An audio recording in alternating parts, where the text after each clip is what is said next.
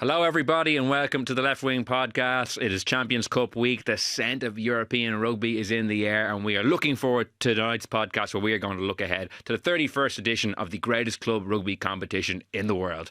I'm Will Slattery. I'm delighted to be joined in studio by three-time Champions Cup winner, Luke Fitzgerald. Luke, hello. That was lovely. Thank you, Will. Fresh haircut as well. That's you, looking very fresh. That's a Champions Cup haircut if I've ever seen one. Another haircut, Will. And I'm happy. That was a good result. Still getting them. I didn't think it was a year or two ago. If you'd asked touch and go, maybe. Touch and go. Yeah. Could have been on the shave, the full shave. But no. Great to be here. Great to be leading into another competition straight away. It feels like November's just over and we're almost kind of back into the meaty, juicy stuff. So looking forward to getting stuck in tonight and talking through all the different permutations and obviously probably a little look back at last week as well. But mostly look forward. So excited to chat through. Lots to get to. Delighted to be joined by our good friend Jonathan Bradley, who when I texted him and asked him would he come on for our Champions Cup preview, he made the point, what about the Challenge Cup, which is where obviously Ulster are playing this year. So Jonathan, we'll maybe touch on that a little bit at the end. Nasty enough by Will, wasn't it? Nasty. How are you getting on, Jonathan?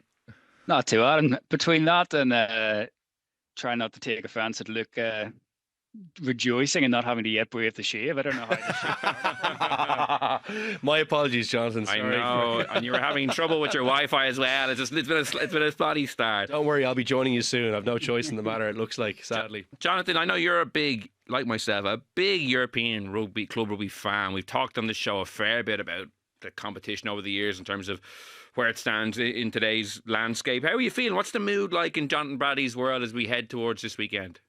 I'm looking forward to the games in and of themselves. I'm still really struggling with the format. I'm really struggling with the sort of lack of context that we have to these games. Like Bath against Munster, for me, is probably my pick of the games of the weekend, the one I'm looking forward to the most.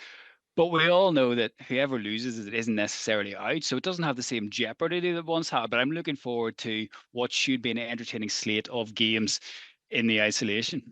Before we get into this year's tournament, I mentioned at the top, three times Champions Cup winner.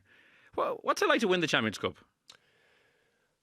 Unbelievable, yeah, unbelievably difficult. It took us a long time to get there. And not me. Obviously, I came in to dig the lads out of the mess they'd made, Drico and Shaggy and all those lads. But it was a very difficult competition. In all seriousness, I mean, there was, you probably had a chance to slip up in one, which I think we did in 2009. But then, generally speaking, you had to go all the way. It was 9 games, kind of. You generally had to go through to get there, and bloody difficult. And I do remember though, even in the years before that, as just alluding to to Jonathan's point, the group stages had some absolute battles. You know what I mean? It was really difficult to get out of your group. I remember. And we had some brilliant matches, kind of like Leicester were in there a few times. We had a few great ones, great matches against them. Cast, we always seems to come up against. Everyone seems to come up against Cast. Munster are going through that phase now, but Leinster had that for a while. But just some real battles. And then going to away stadiums, away to Toulouse. Remember that one might have been, I think it was 2007 maybe we played them over there. And they had Fritz and they had, who was the big centre? Josian in the centre. And they gave us a good pump on that day. I remember thinking, out of my depth here, but brilliant competition, some great days out. I remember the one in 2009 probably sticks out just because it was such a special day for some of the kind of some of the older contingent. Really, I remember Shaggy. We still slag Shaggy about the kind of celebrate. He did all the hands out, the arms in the air, and it was it's like he lost. It was like an involuntary spasm in his body. It meant so much to him. Where are your medals? Your 3 Champions Cup medals. Oh God! If I say this, there'll be some lad out the back now. No, you don't know. They're in the shed. Yeah. Oh, really? Yeah. Yeah, I see some guys have nice things done with them, and I think as I get older, maybe I'll do some. But I have no jerseys or anything. Do they mean more to you now? Seeing, say, how Leinster have come up short so much. Oh well, I wish I could. You're not going to like my answer. They mean absolutely nothing to me. I love. When I think back on them, I think back on the. Do you know what was unbelievable? The dressing room at half time and at full time against Northampton was unbelievable. The pitch after the one against Leicester in 2009 was unbelievable. There was a serious buzz, and I remember. This is the weird bit I remember. One of my best mates from school broke through onto the stadium in Murrayfield, and like I see him coming towards me. He was actually in the Leinster Academy, like good rugby player himself. But he, I remember having to escort him back through security so he didn't get arrested. So, just good times, like just really, and like I remember it was a Pat Kenny we saw at the airport in Edinburgh. He's covered in beer, does he? And so someone got him up in the shoulders and he got sprayed with beer. And it was just really good fun. And great times with a really good bunch. I told you we met up kind of this year and did a bit of a golf trip with some of the few Nordies thrown in there as well with Bestie and Trimby and Paddy Wallace, great lads as well. But you just, they're the things you kind of remember. For me, it's not really like a jersey or a medal or anything. The only reason I kind of haven't chucked any of that out is because it was actually my old man said, listen, there'll come a point where maybe your children or your son might be interested, and keep it for them, even if you're not interested. So, and when if my dad passes, whenever that day comes, hopefully not too soon, but it'd be great to have a jersey of his. You know what I mean? We have a really nice one at home of his first Irish cap and my first Irish cap together. Now it's in my family home, but that's a great one. That'll be a nice one to have in the house when you're older to remember your old man by. So I'm thinking hopefully the same for my kids maybe. So they're the things you remember. The medals don't really mean anything. Like I found one of them in a sock like a while ago, like while I was moving, and I just not for me. Some people love them, and it's I'd say the current group of Leinster players would kill to find a Champions Cup medal in a sock. No, but it's doing the thing, achieving it is the thing. The medal means it's to me it was all the journey. I meant more does do the achievements feel more magnified given how much the current team struggles. Sorry, I thought you were talking about the actual medals. Well, I said medals. Yeah. I suppose what I meant was does it seem an even greater achievement now? At the time, obviously, people heralded the 3 out of 4 as an unbelievable achievement, but now seeing how much a good team has struggled to get over the line, it seems like an even greater achievement, I think. Yeah, no, it does a little bit. Yeah, I had that conversation with a few of the ex-players, and they were like, "Yeah, our 3 feel like 6." So yeah, that was the comment from one or two of the guys. So yeah, look, it's a difficult competition to win, and it's really hard. I mean, you see how hard it is for Leinster to get over the line. They've gotten to the back to that really difficult place, like getting to the Super Bowl or getting to the whatever it is, whatever final is, the grand final. It's a really difficult thing to do as well. But the last one against the big teams, we were lucky, I think, that we broke the duck the first time when we got there against a very, very good Leicester team. Like that was they probably were a better team than us, but we got the job done. And then the confidence we got from that kind of kicked us on to the other ones.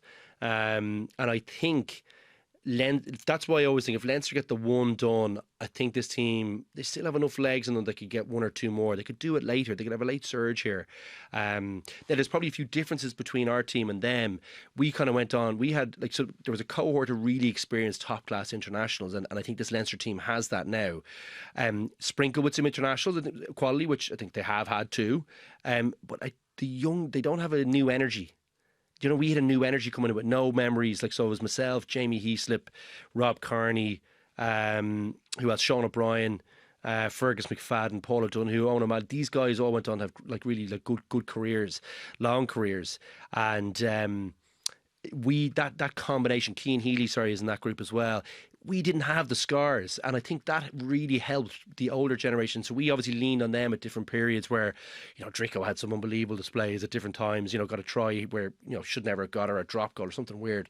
And we leaned on that. But I think they leaned on us a little bit as well to have that belief from having the no scars, and I think it was a really nice combination. And I do wonder about this Leinster team. Is there a few guys could they do with some fresh blood? Or I thought maybe they would have got that from the coaching staff, but just maybe in the player group, I wondered if they need something. Did they need a star in there? Maybe Rika Ioane is that guy this year. And even in 2018 when they lost one, they actually did kind of have that blend. You still had Johnny Sexton, Devon Toner, Cian Healy, and there was the younger guys like Ringrose, Henshaw, Tyke Furlong, who were a lot younger then. Just last thing on your kind of Champions Cup, I looked it up earlier. Your Champions Cup debut was almost 19 years ago to the day, December 9, 2006. 26-10 win over Agen at home. You came on for the last 7 minutes for Dennis Hickey.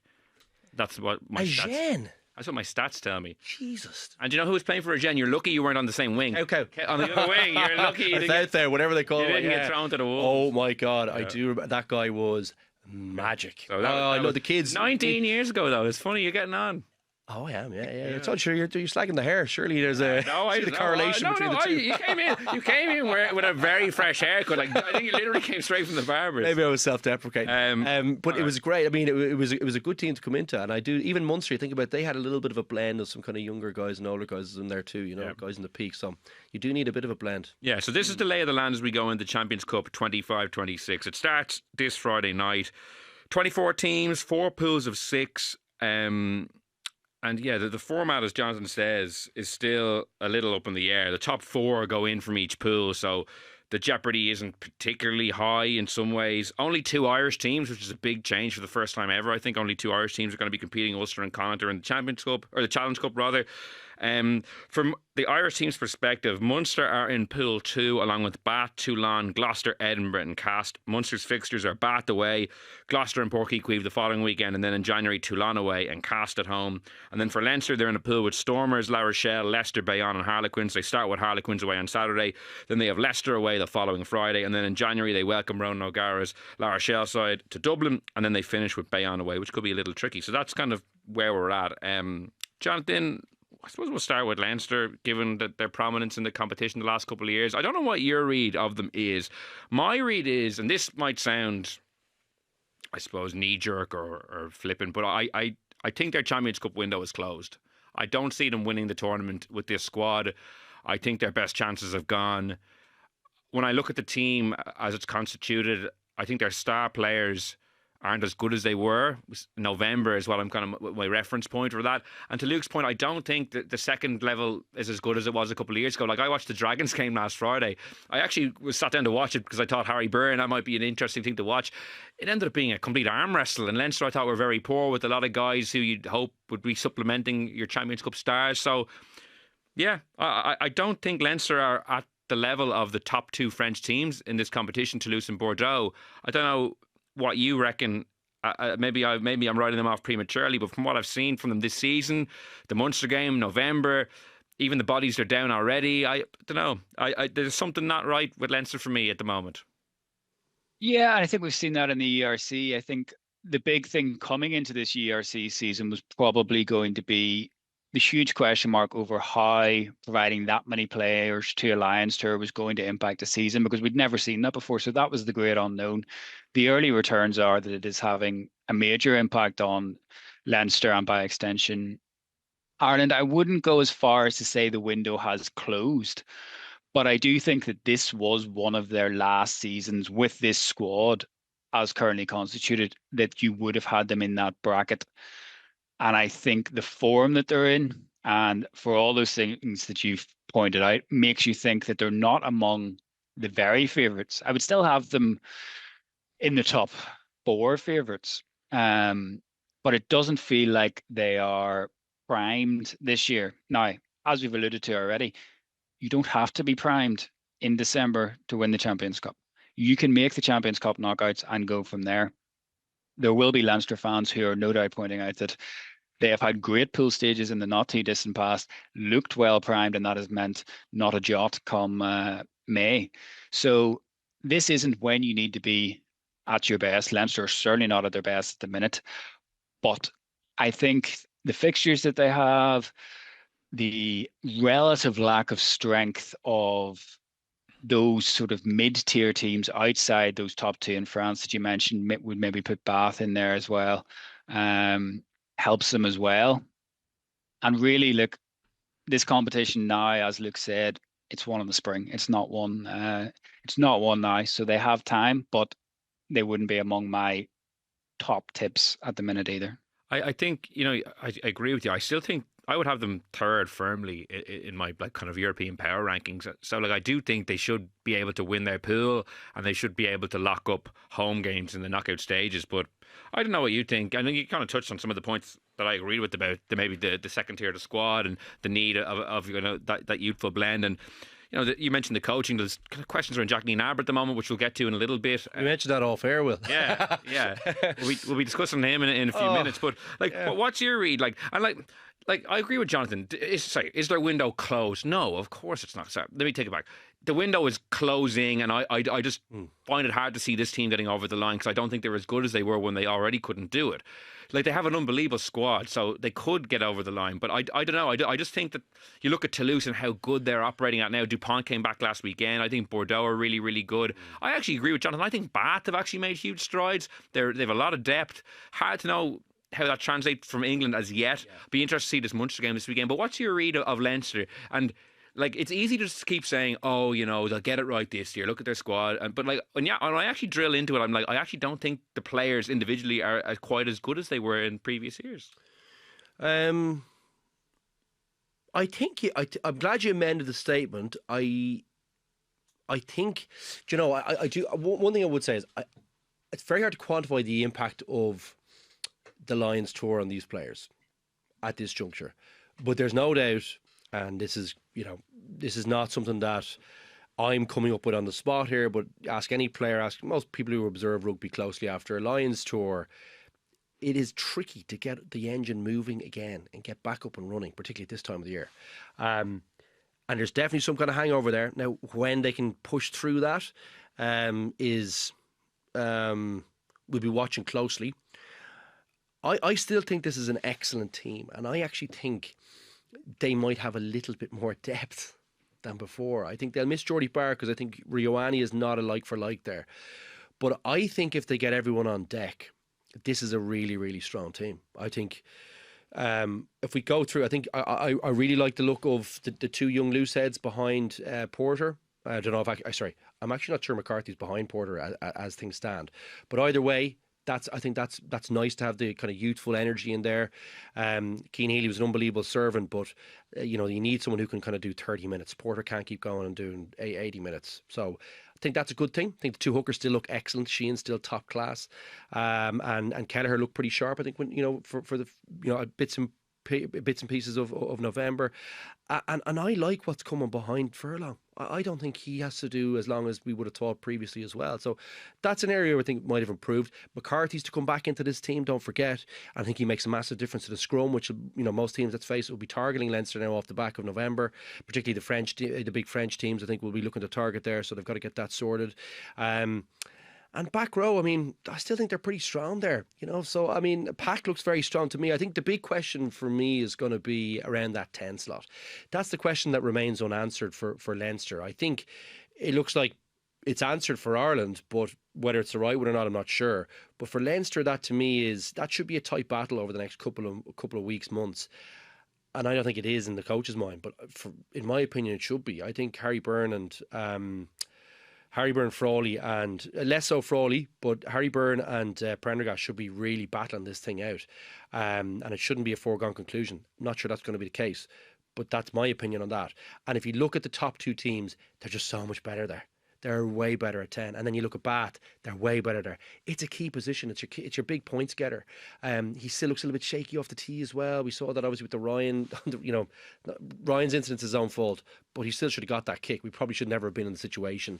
And he had some shaky kicks throughout kind of November as well. Now it's a bigger stage, but kicking needs to be better.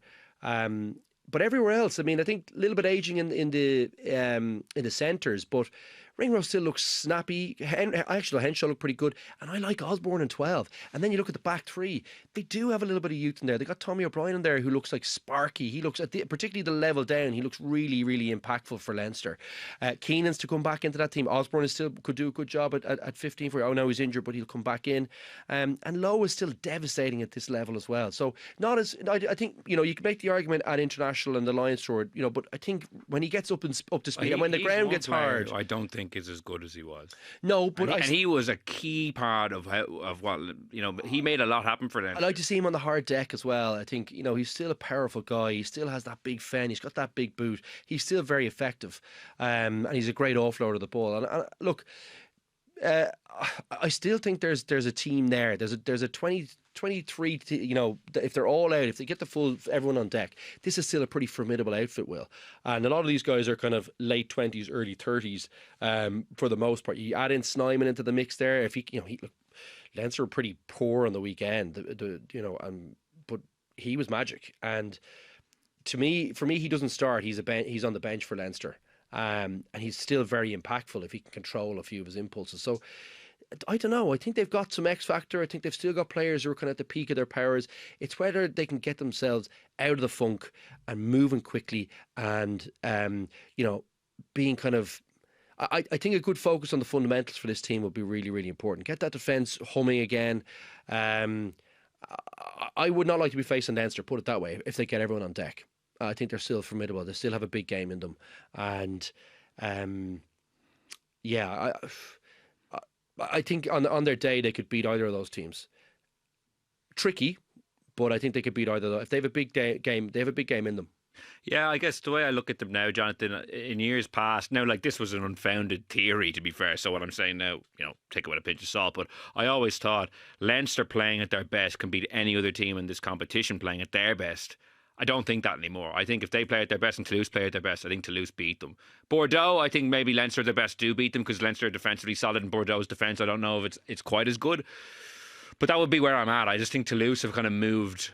No, they didn't win the Champions Cup last year, to be fair. Like, they had a couple of key injuries. So, like, the injury being the operative word. Sorry, coming back. Bordeaux's back three, Jonathan. That, for me, that's the one thing as well. That, like, can Leinster match the firepower there? It's just unbelievable. Like, can Toulouse match the firepower there? Yeah, it's so. The only thing is that they do lose interest in games and allow teams back in the games that they should never be in. And I do think that there will be a time. It hasn't yet, because they can somehow manage to move through the gears again, having dropped down a gear, which is very hard to do. But I think that will catch Bordeaux at some point. The fact that they just allow the door open just a little sliver for teams to come back into games. But just on Leinster, I think whenever we were having these discussions in years gone by, and for a number of years, the biggest question about Leinster has been the scar tissue attached to this competition for them. And I think that's the biggest change coming into this year, is the fact that that's not the biggest question mark around Leinster anymore. It doesn't mean that they are not capable of winning this competition. It doesn't mean that they are not among the favourites for this competition in my mind. But what it does mean is that, to me, it highlights the amount of issues that have cropped up around the team, and the sort of mood music that has cropped up around the team, that's not the only thing that we're talking about anymore when it comes to them. That's actually a really good point. Every year that would have been the question. Can they, the mental baggage, can they handle the pressure? Like, that would have been like anything I would ask in a preview. I wouldn't have really had a huge amount of questions. Now, like, maybe there would have been things that would have popped up. There would have been some questions, but the mental side would definitely have been first and foremost what we would have discussed. Whereas now, I think there's other things. I think the biggest thing is the 10, and I think the other teams have got better. I think Toulouse are better, they're a good bit better, and I think certainly Bordeaux are better. I still have that question about their mentality. That's still, it hasn't gone away either. I think they're the other factors. They're definitely the other factors, John. I agree. I might have said maybe La Rochelle at their best were pretty tough for anyone to beat as well. Yeah. And in fairness, that Toulouse team that beat Leinster as well. But there wasn't two teams that I was thinking are better. There was one team, possibly on their day. So yeah, look, it's difficult. It's bloody difficult. To me, it's still, if Leinster get everyone out in the paddock, I still think mentally, can they deliver? That's still my biggest question with them. I think they could kind of carry Prendergast to a certain extent, because their pack is so good. Like, and if they can play at that pace, if they can bring teams to the deep water, I think they're fitter. I think they'll be fitter than Toulouse. I think they'll be fitter than Bordeaux. And then it's just, can you contain the kind of the firepower of Dupont? Can you contain the firepower of Bielbarré and Pinot and those guys with Bordeaux? But to me, as a team, they're still better. They have more quality, like, just generally. Like, it's the Irish international team, pretty much. So they weren't playing well at the moment. They're not playing well, but I think I'm not ready to write them off yet, and it's not out of bias. It's just out of, I do think Ireland are better than what they showed in November. I think Leinster are better than what they've showed so far. And I think if you think about how much rugby they've played, and we did use this as an excuse for the New Zealand game, and I think a genuine one, like, that was some people's, second or first outing. You know what I mean? Like, it's not enough to judge this Leinster team yet. It's not biased to think that they can still win the Champions Cup. Of course not. I know, but there's so much quality there. I'm just saying, from what I've seen, my point is, have you seen enough? Have we seen enough? We've seen the young lads, but like that's different. Like putting a young lad, sprinkle 3 young lads into a team of internationals. That's a very different proposition than having 23 young lads out. Yeah. That's very different, So I think we've got to be cautious about maybe writing this team off. I think it's a bit early for that yet. Let's get through Christmas. Let's get into January, and let's see how they're trucking then, Like it's Harlequins at home is a nice one to start off with. Like they played them in the last 16 last year, and they took them to the cleaners. So I think their fixtures have actually fallen well. Harlequins home, Leicester away. Like if you had La Rochelle home, Bayonne away as your first two, with some of the injuries they have, it could be a very tricky start. One thing I don't want to talk about, though, is Jacques Nienaber. He's kind of in the news at the moment. He gave an interesting interview to SuperSport, which is the big South African broadcaster.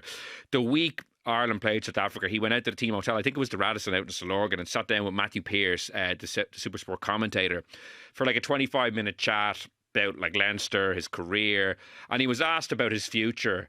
And he gave an answer about, my contract. We'll play it for you in a second, because how this has been construed has become a bit of a story. Jacques Nienaber was doing press yesterday, and he was giving out that he felt that the quotes were maybe taken out of context. He was saying, look, people, my contract is public record, that's well known. So he was kind of like defending what he had said. But I just want to play the clip and we can discuss what he said rather than having a he said, they said kind of thing. This is what he said. This was the question from Matthew Pearce and his answer about his future. Jacques, I know your immediate future remains with Leinster. Dare we ask, or is it unfair to ask sort of medium and longer term plans? I know you've been incredibly grateful for the journey you've had in rugby so far. Yeah, Matt. No, I extended with a year with the club, and my contract's up to the end of the season 2027. The domestic season, so I'll be out of contract, but the start of the international season in the Southern Hemisphere just starts after that. So you never know how things work out, and you know what, Matt, you plan life. When myself and Rassie came over in 2016, our plan was to get passports. And the kids is going to settle here. That was the idea. And then maybe if we're relevant enough or good enough, we will return when we're a little bit older. So we thought maybe for the 2023 or this 2027 World Cup, if we're good enough and relevant enough. So, but then life happens, Anthony Foley passed away, and you realize that you've got all these plans and all these future plans, but actually all you have is now, the time you have now. So listen, very grateful where I'm. Would I like love? Like I said, I miss the Springboks. I really miss the group, and one never knows, I must make sure that from my side. One is still relevant enough, and you evolve and you are creative as a coach, and you find different ways and better ways of doing things, and then life will take care of itself. So that's what he said to Matthew Pearce. It's been construed by some people, including myself, as does he say in that clip, "I want to go back to South Africa"? No. Does he say in that clip, "My contract with Leinster ends and the Southern Hemisphere international season starts right then, and you never know what could happen. I miss the Springboks"? He does say that. Yeah, it's funny. There's nothing wrong with him missing the Springboks. Obviously, he coached there. He's from there. That's fine. But I think, as the current Leinster coach, kind of introducing that apropos of nothing, like he wasn't specifically asked about when does your contract end, Jack? Like he brought that up, and he kind of alluded to a link between the Southern Hemisphere international season in 2027 and the end of his Leinster contract. So that's fair game for people to listen to that and question what his thinking is at the moment, I think. Yeah, although at the same time he does make reference to him being relevant, at that juncture, and that, to my mind, that, do you know what, the full quote actually puts my mind at ease a little bit more, because when I hear him say, I think he should have been more explicit, but when he says to me, like, I think the way he phrased, Rassie and himself, they wanted to be relevant at that juncture after the Munster kind of thing, or after a long enough period in the Northern Hemisphere where they could maybe go home and maybe do. I assume he was talking about South Africa going back, and you need to have that kind of a bit of success, or you need to be thought of as a kind of an innovator or a good thinker in the game. And I think he just slipped that in there where he says, look, if I'm relevant enough, maybe the opportunity will come. And it's okay to say he misses them.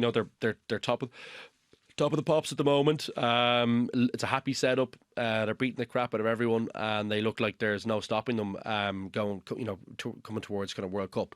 Just at this juncture, it's a far away. It's a bit away at this juncture, but they just look to have so much depth and strength. Yeah, I think when he says he's relevant, I wish he had said, well, look, I need to be successful here first. I think that's what he means by being relevant.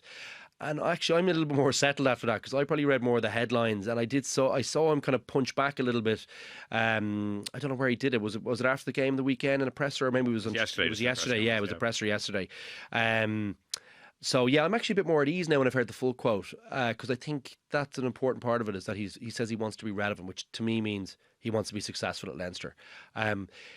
Still, it's you'd rather feel like all the focus is on, like, this has got to be the be all end all. Like the Leinster coach, it should be the be all end all for you to be successful at Leinster.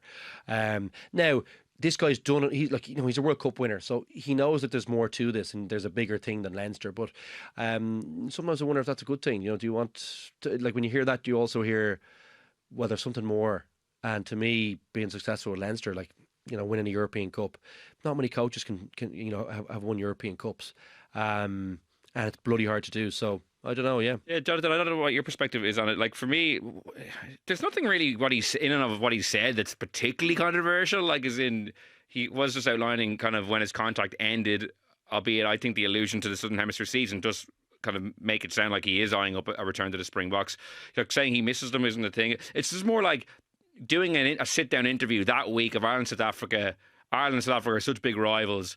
And it does sound like, I don't know what you think, I think it does sound like he has one eye on going back. And to Luke's point, he hasn't achieved enough, I don't think, with Leinster to kind of have that luxury of kind of talking like that. I think he would have been better served to be keeping a lower profile, like, considering the team hasn't yet delivered what people would have expected when he was hired. I don't know what your perspective is. Well, I think that's the interesting thing. So who would benefit from him keeping a lower profile that particular week? And the answer to my mind is his employers. So to that end, who is he serving by giving the interview that particular week of that test match, presumably knowing that he's definitely going to be asked that question, then knowing that that's definitely going to become a story, and knowing that Razzie will then be giving a press conference later and he will be asked about it as well, making it a story essentially to the detriment of his employers the week of their biggest home game of the year. That to me is interesting. I think if you're talking about what he actually said, I agree with you. I don't think there's that much in it other than what we would have assumed anyway, that a South African rugby coach during an era when South Africa are the best team in the world and being talked about as one of the best teams ever misses working with a group that he won 2 World Cup with. So I don't think that's essentially newsworthy, but the timing of it and his, I suppose, willingness to give an interview at a time when it wouldn't look good for his employers, or potentially wouldn't look good for his employers, is the interesting part. If I was a Leinster player listening to that, I would be curious. It's either really naive, or it's either quite sneaky. Like, but he's too smart to be naive. Yeah, that's my thing. Well, that's the one thing South Africans know the media. It's in like so putting out a bit. Oh well, like the contract ends. I've signed this. It's kind of this is time perfectly. Imagine that. So hopefully I've won a few things and I'm still relevant at that juncture. Is it a soft sell, kind of like a little bit of a pitch, letting them know? I mean, everyone knows at this. Yeah, like Rudd kind of called it a "come and get me" play to Razzie Erasmus. But like, there is an element of that. Like, love letter. Matthew Pearce has asked him, does he need that though? I don't think does he need to pitch it? Does he need to pitch himself to his best friend? Perhaps he's looking at the success they're having now and feeling, maybe my return won't be as straightforward as I thought. Or you can't put yourself in his head, but like I find it funny that he introduced this idea in this interview. People have kind of ran with it now, and he's now trying to like distance himself from stuff he said. Now, I did listen to the press conference earlier. A journalist asked a question and basically said, I haven't watched the interview, but what did you think of those comments? And like, rightly, he was like, what are you talking about? Watch the interview. So it kind of like undercut the point people were trying to make. But I think I listened to the full 25 minutes, he's not wrong to say it's a wide-ranging chat, but that clip we played there, for me, that is kind of like a strange clip for a guy who's currently working. No, he's not working for the Irish team, so it's not like as if it's a direct, I suppose, competitor necessarily. But if I was a Leinster player, if I was like a Leinster, someone behind the scenes at Leinster, a colleague in the coaching staff or one of his bosses at Leinster, I would be like, that's strange. That's a strange interview to give. They were. Okay. Yeah. But in what I don't know what I can't say it now, but they were though. Yeah. So what tangible impact does him being in Leinster have on Ireland? And that's the interesting part of it all as well, because there's now the implication that he's going to go back to South Africa in 2027 with a boatload of information about all of Ireland's, not all of Ireland's, the majority of Ireland's starting test team going into a World Cup.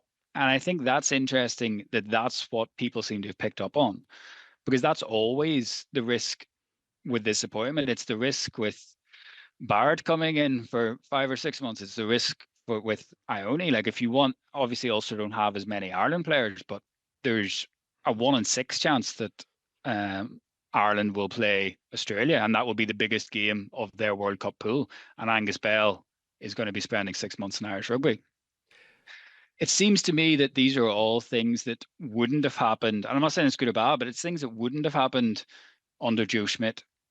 Schmidt semi-famously blocked Elton Janti's signing for Ulster because he didn't want the South African in that environment in 2018 ahead of the 2019 World Cup. And I think if results for Ireland were going better, this would be the kind of thing, the allowing of these kind of things would be pointed to as, well, this is a more relaxed atmosphere. There's a bit less paranoia about these things, and that's good. You can see that in the atmosphere, and you can see that in the results. But the fact the results aren't going good means that these are the kind of things that everybody's going to focus in and zero in on. The only thing I'd say is it looks like we need more information rather than them needing information about us at the moment. It's pretty clear how South Africa are going to play against us. And it looks like New Zealand kind of have our number at the moment. So I know what you mean. I'm not sure it's that helpful. But if a scenario plays out that Nienaber alludes to, his contract finishes in 2027 with Leinster, they shake hands, and he immediately walks into the Springbok setup. That is a disaster. No, it's not a disaster. You don't think that's a disaster? I don't think so. Like, do you know? But as we were talking about it, the second point you made about it probably made more sense to me. Is like how good South Africa are playing. Like, maybe he's going, well, don't forget about me. Like, do you know what I mean? Yeah, so, like, I don't think they need him at the moment. They look like they're playing better rugby. They've got fresh thinking in there. They've got young, hungry coaches who are innovating. He's obviously a very good coach, but to me, they look like they've moved on, and he might not be required at that point. Maybe Rassie steps away, and maybe he steps into the head coaching role. But as far as I can see, I haven't seen much evidence so far. Like, he's not doing that job at Leinster, and I haven't seen him. I don't think he's done enough for Leinster to be getting Rassie's job. I think someone else would get that job. Another part of the interview I did find interesting is that Matt Pearce asked him about his title, and he said, I'm in charge of the rugby programme, basically, which is at odds with what he said at the end of last season. If people remember when he was quizzed about Leinster's frailties, he said, I'm only a defence coach. I only make them tackle. That's what he said at the end of last season. And now he's saying, in Matt Pearce, no, he's admitting, oh no, I'm in charge of the rugby programme. Or I'm a senior coach. He's like, the titles differ, but that's basically that's my role, basically, is what he said, which is different to what he had said at the end of last season. As I said, when he said, I'm not a mental expert or a mental coach. That's not my expertise. I'm literally a defence coach. I just make them tackle and keep the points as low as possible. Whereas in this Matt Pearce interview, he's saying, actually, no, maybe I actually have a bigger hand in things than I thought.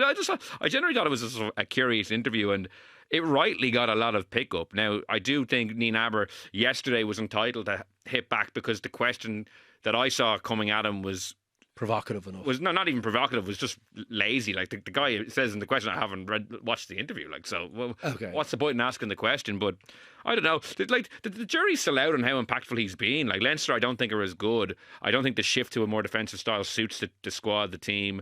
Ireland haven't been as good, I think, and you could argue that some of that is down to maybe the shift with the bulk supplying club team. So 2027 is a long time away. Like, I don't know. Question is whether they should have kept Lancaster and brought in Nienaber next to Lancaster. That's a lot of chefs. A lot of chefs, but they're both a lot of cash. Yeah, it is. But if you had a couple of Heineken cups behind you, maybe it wouldn't be. So I always wonder about that one. Now, maybe it's too many, as you say, too many chefs in the kitchen. But yeah, I mean, it feels like that'd be the nicest blend. of coaches, and everyone gets to stick in what they're really great at. And if you got what Lancaster gives you in attack, and you got what Nienaber gives you in defence, or something close to both, you'd be pretty formidable. And they're both great thinkers and innovators. So yeah, I do wonder about that. And I wonder about Lancaster leaving in hindsight. Was he the one who should have left? Yeah. Anyway, that's a different question for a different day. But yeah, look, it's look, Leinster, and that's really what we're talking about here. They're in an interesting spot. I think Nienaber needs a win, and he needs to instill that desperation in this team. Sometimes I do wonder about Leinster and the kind of mindset they have, and I do wonder if it's, you hear about the excitement going into the Irish camp. Like, I used to love going back into Leinster as well. Like, it used to be, you'd be with great players, and they're right next to great players. There is top quality young coaches in there as well. Nienaber is still, whatever we say about him, he's certainly interesting. He has interesting ideas about the game. He's always, on the edge, thinking about new things. He's interested in what he does at the bench, so, and he says, whatever he says about what his coaching style is, he seems to be a great motivator and a very likable guy. So he should be a guy that you can play for, and his big challenge now is, after Lions year, can he get the guys up and running quickly and playing some good rugby? I think he can, but I think he's under a little bit of pressure to deliver that. As he says, he wants to be relevant. The only way to be relevant is to win. Yeah, and Leinster start their Champions Cup campaign against Quins on Saturday. Munster then are on Saturday night. Jonathan, you mentioned earlier that Bath game is a real cracker to start it off. Munster, their fixtures are, they have Bath away, Gloucester home in Porky Queeve next Saturday, and then Toulon away and Cast home after Christmas. The fixtures have been unkind. I think they're two toughest games away from home in Bath and Toulon. You'd love if one of those was at Thomond Park. That makes it quite formidable. Not ideal preparation coming into it, Jonathan, to say the least. Like the Stormers game last Saturday night, they picked their strongest team pretty much, and for about an hour or 55 minutes, it was going swimmingly. 3 tries on the board. They played some really good stuff. A couple of mistakes crept in. They missed a few chances, and then the South African scrum, it was like watching a rerun of Aviva Stadium the previous week. The Stormers really got on top with their bench in particular. They won a lot of scrum penalties. Then an interception try, all of a sudden Munster are chasing the game and aren't able to get over the line. It could be actually massive in context of the URC, by the way. Like, they were kind of fighting at the top of the table, both unbeaten. Come the end of the season, Munster would have had 5-0 in match points, it looked like, if they'd gotten that 4th try. Stormers leave with a win. It's actually 4-1 in match points to the Stormers now. That's an 8-point swing in the table, and when home advantage is so crucial in the knockout stages, that could be big. But how are you looking at Munster going into this year's competition? Jack Crowley has emerged as a doubt for this weekend. Hopefully he's fit. He's so integral to what they do. But how do you think they will fare in their pool, Jonathan? I think the pertinent point is the one that you make about the fixtures. Like, going away to Bath and away to Toulon, if those were at home, you would fancy yourself to get a result out of one of those 2 games. Away, you would say that the home side are going to be favourites in both those games. You need to win maybe one away game to get a good seeding anyway, and it's going to be very hard for them to do that. And obviously the French teams are going to get to play Gloucester, who have only just got their first win of the season last weekend and are 8th in the Premiership, and Edinburgh, who Munster obviously won't get to play, and are 10th in the ERC. So they really do have a tough fixture list, and a tough fixture list when in particular compared to those French teams, because the French teams are going to get to play what looks to be the 2 weakest teams in the group. It'll be interesting to see, obviously, as it always is, how Cast approach things. I think Toulon will be really up for it. I think they're obviously looking to make an impact on this competition again after some follow years following that period of dominance. So the fixtures have been really unkind. I think it is fairly damaging, to be honest, that team selection that you mentioned on for Saturday night, to lose that game, especially when set against the fact that the Stormers didn't have their South African internationals, or a number of their South African internationals, because of that Wales test. I think is a real sort of blow to confidence going into that, let alone what it means for the table, as you alluded to, and the nature of the defeat as well. It just felt, it was even like, to hear John Dobson talk about it afterwards, it was even interesting, where he almost sounded like he felt bad or the way in which they were just able to use the scrum. He almost, like, he made it sound like he didn't think it was a good thing that they had this scrum dominance, that they, I think, push a button and get a penalty was the phrase that he used to paraphrase. Like, and I think that's damaging, especially going into Bath and you look at the sort of front row options that they have, obviously Thomas Dutoit there will be still giving nightmares to a few Irish players after 2 weeks ago. And then Will Stewart as well is a quality operator too in the scrum. So the scrum's going to be a big battle. And look, Bath coming in as Challenge Cup winners, coming in as champions, they have real pedigree and they're going well again this year. So for me, it's the game of the weekend. It's the one I'm by far looking forward to the most to watch, just to see how it goes, because I think it'll have a big impact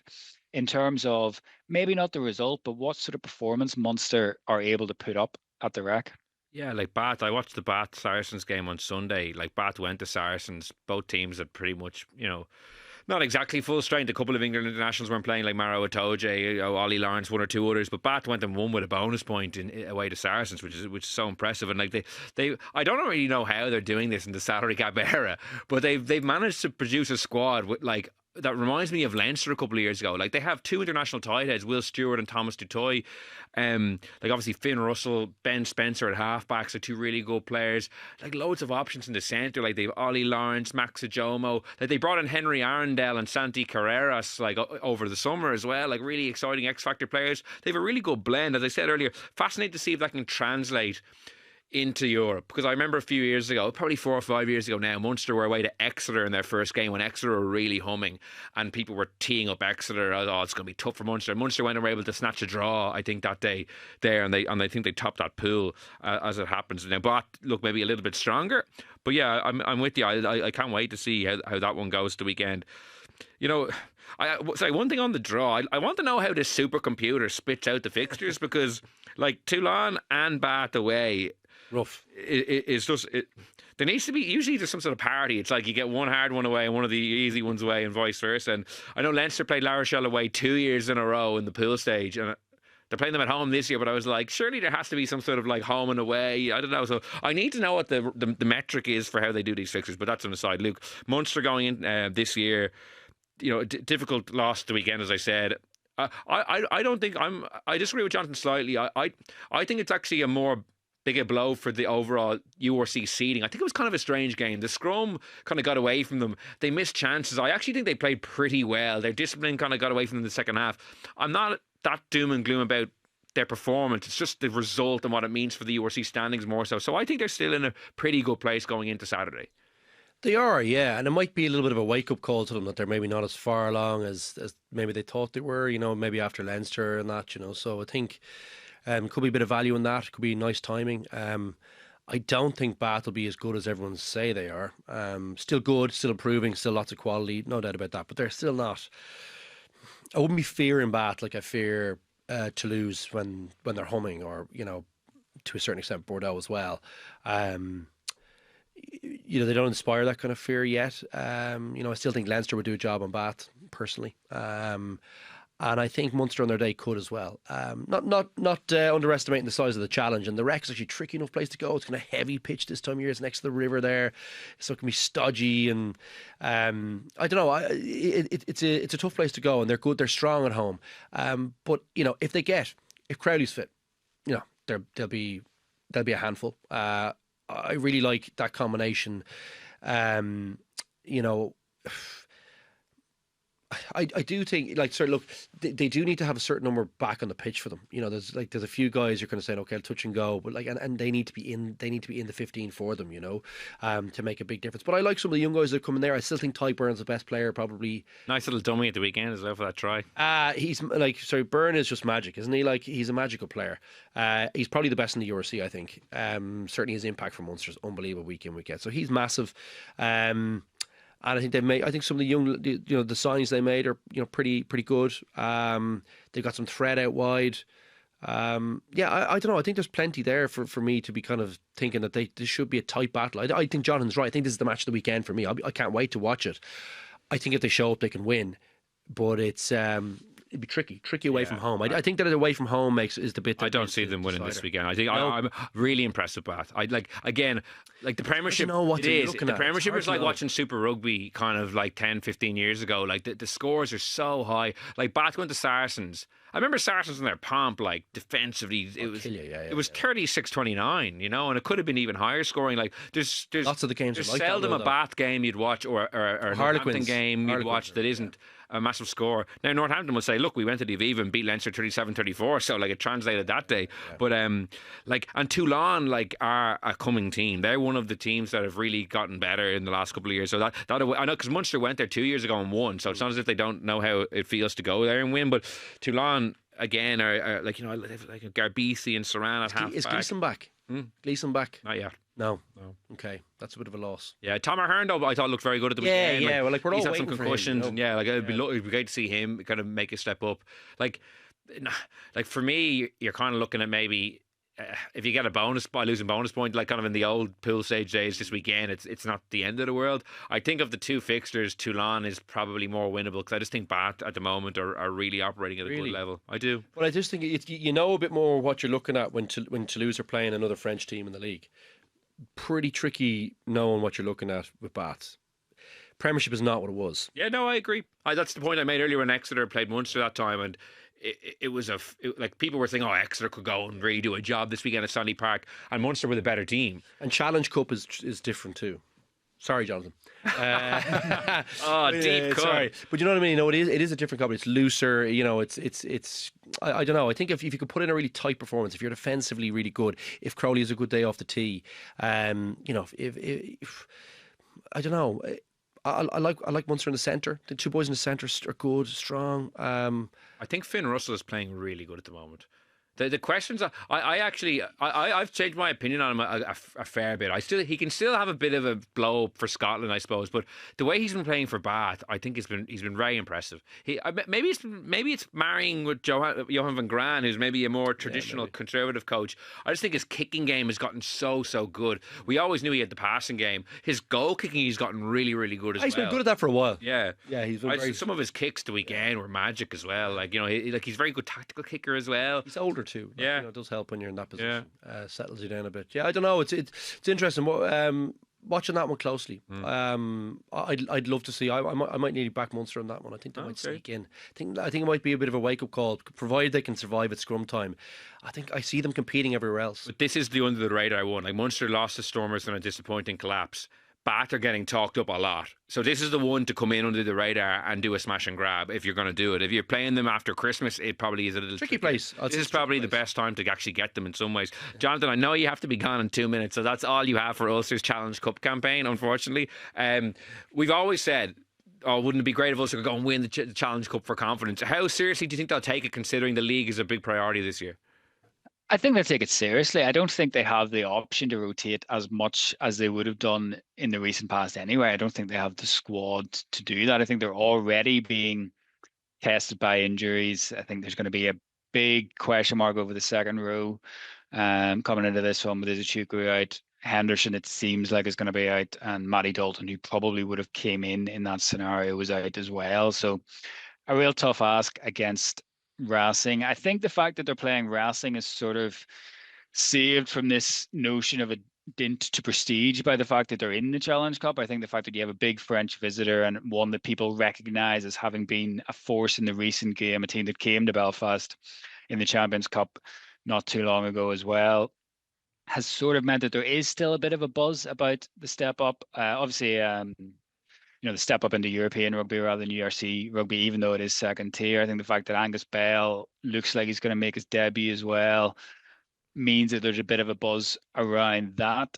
I still think, and I've always said this whenever there was talk about how good it would be if Ulster dropped into the Challenge Cup and won it and got a bit of silverware, I still think it's going to be a massive ask for them. And we've seen that on the two occasions when they have dropped into the Challenge Cup. It's all well and good talking about winning it, but going and doing it, going away to a French team in a knockout game is a big ask. So I think it shows the importance certainly for Ulster. We talked about how the Champions Cup is won in the spring. I think in contrast to that, I think Ulster's chances of success in the Challenge Cup are going to be determined by how they do in the pool stages and the seeding that they get, because I can't really see them going and winning too many knockout away games. Feels cruel that I only gave you 2 minutes to talk about Ulster, Jonathan. But I tried to get as unfortunately, many words and points into those 2 minutes as I possibly could. unfortunately, we just went so long on Nienaber that we ran out of time. But always appreciate you coming on with us. So chat to you again soon. Cheers, guys. Cheers, Jonathan. Thanks for coming on. Thanks, Jonathan. We're just going to continue for a few minutes, Gav. Yeah, as Jonathan says, like they start with Racing, then they have Cardiff away, the Cheetahs away, and Stade Francais at home. So at least their 2 home games are kind of 2 decent fixtures that might get a few people interested in going. Like my worry was that like their 2 home games would be against like Zebra and Cardiff, and like it would feel really flat. And obviously it does feel flat. And I think they should be more focusing on the URC, because I like what I've seen from Ulster this season. I've like they're playing a good brand of rugby. They have all of a sudden like options. I like the Balakoon's playing well. I think Jude Postlewaite in the centre's playing well. Yeah, he's nice player. Stockdale's looked good for them. Is McCluskey back? No. But the challenge, like this for me, I don't like. He's big for them. I'd like to see them go on a run, maybe. But for me, it's all about the league this year. It is. One of the things we did say, or I kind of was banging on about, Munster to a certain extent as well. They need to keep guys on the pitch. Like whatever it is, Izuchuk who doesn't seem to be able to kind of string at that kind of 10 or 15 games together. Henderson has never been able to do that, but like it really impacts the team when those guys are out. Will it does take away? Like I think if they're all on the pitch, like whatever Angus Bell coming in, that's great, but like he needs firepower behind him. You see, like whatever at the box, and their technique is definitely good at the scrum. It's the power coming in from the guys behind. Like your second rows and your back, you need guys to be consistently fit, and your real athletes. I think your real athletes are kind of in the row on the back and the kind of and your back row, and you need guys to be on deck all the time. So yeah, that's still the biggest challenge for them. Look, this one is they miss McCluskey. He's a big leader for them. He's he was very effective for Ireland. Actually, he had a few very nice touches for Ireland. Good, yeah. So that doesn't just translate for Ulster. That translates at international level. If you can do it there, you can definitely consistently do as he's been showing for Ulster. So he's a bit of a loss for them.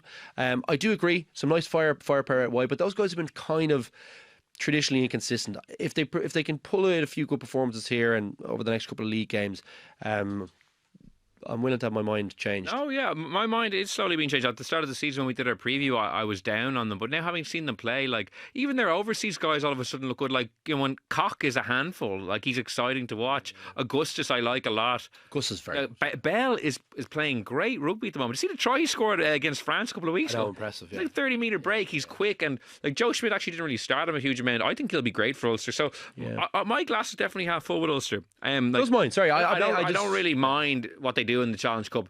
I'd be inclined just to start good guys at home, just to build the goodwill. But like Cheetahs away, I'm not sending a single frontline guy to that. Like in January to go to Bloemfontein, I'd save guys for the league to some degree. Like a Challenge Cup, I think it's much more important they get like a top 8 and get back into fair enough. And they're capable of doing that from the start they've had. And Connacht's Challenge Cup campaign starts this weekend. But just before we came in, actually, some bad news. Mac Hansen is going to be out for the Six Nations. It looks like foot surgery today, and it looks like he might be out potentially for the Six Nations. We don't know exactly the timeline, but he's a killer. He'd be a killer blow. Yeah, and he's obviously key for them, but he's key for Ireland. Yeah, Ireland is more who I'm thinking of. Yeah, it's very disappointing. Yeah, they don't have enough resources to be losing a guy like him. He's special, isn't it? Ireland it applies to as well, to a certain extent. Yeah, although I think they can if Keenan's back, I think Ireland are probably in good shape there. Yeah. And we don't know if Osborne's completely ruled out, is he yet? I'm not sure if he's. I'm not sure about him. I think he's on the edge, but Ireland I think could be okay. He is a loss, no doubt, and you can see the quality, particularly in the Australia game. So. Yeah, no, that's very disappointing news. But look, they actually great win on the weekend. That was a serious score they put up. Hugh Gavin looked good, I thought, the centre. Like he's someone. Yeah, he's nice, isn't he? Yeah, nice player. So they do have actually a good few centre options, but like he's a guy who he was on that under-20s team with like Sam Prendergast and Paddy McCarthy and Brian Gleeson, and he was a guy who definitely caught the eye. He actually played the following year as well, so he's even a little younger. I think that would make him 21 maybe now. Yeah. Big guy though. Like that's the guy I'm really looking forward to seeing come through, because we're still looking for more centres, I think, generally. Oh yeah. I mean, look, Gary, and I think they'll make it to the World Cup, but you kind of think afterwards you definitely want to have some fresh blood coming in then. If not before, I'm open to the idea. I think important that they get their hands on deck. Look, it's like someone like Hansen is a massive. Look, he might be a massive loss to any squad, but I think probably more so Connacht. Like it's a big blow for them. He'd give you that confidence away from home. I don't think what Hansen does week to week changes that much. He's pretty consistently very good.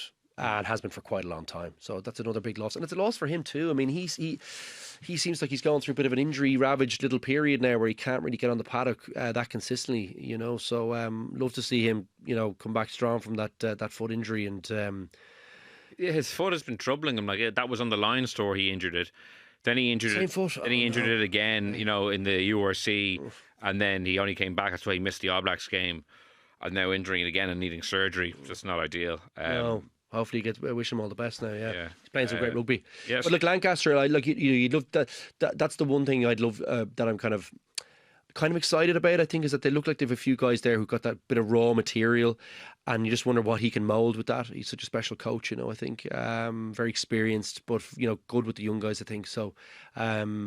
Yeah, watching him kind of closely. And I think this Challenge Cup window will be important for Lancaster as well because they had to miss their second game because it was cancelled because of like bad weather or something. So he's still kind of, I feel like, mixing and matching a bit to get his best team. And I think like these games will be a little more valuable for Connacht than they will be for Ulster when Ulster kind of know their best team and they may be kind of having one eye on the league. Yeah. Trying to get lads on deck. Yeah. So, but it's a shame that they're both in the Challenge Cup. I will say, like realistically, like those games are not going to be priority for anyone other than Ulster and Connacht fans this weekend.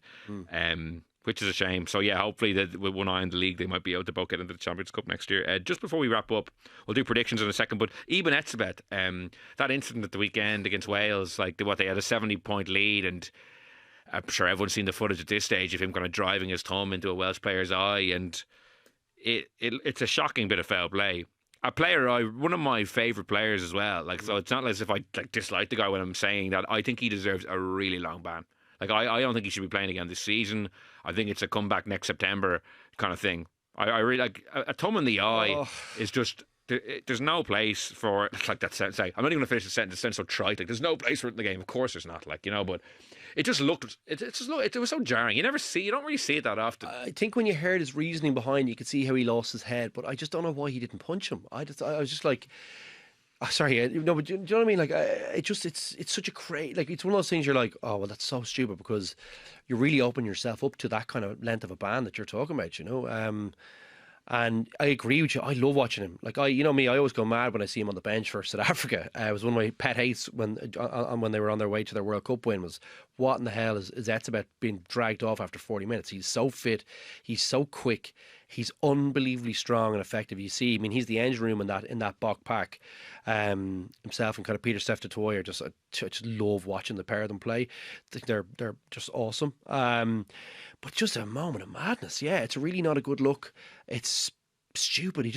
Look, he's an enforcer, and sometimes these guys just take it too far. It sounded like he thought that the Welsh player had his pinky in his eye, but he's obviously been that's been a Welsh player's been cleared. So you know, it sounds like he overreacted to something stupid, and he lost his head for a moment, and it's going to cost him now. Yeah, by the time people listen to this, they might even know what the ban is. Like, you know, you never know. It's kind of like roulette a little bit. Like, you don't know what kind of ban. I think he's had a few bits and bobs over there. I'm not sure he'll get the benefit of the doubt as much. I don't think. No one should for an incident like that. Like, you know, I'd hate if it was like thumb in the eye, guilty, but he apologised. Oh, and he was nice at the hearing. Let's give him like half the ban. Like there has to be some sort of line that you can't cross. Like, I understand to some degree. I don't agree with it, but I can almost understand the logic of like when it's a kind of a timing tackle and you get it wrong. Maybe they're trying to find some mitigation for people when it's not like that's a deliberate act. What he did though, like he deliberately got his thumb and shoved it in someone's eye.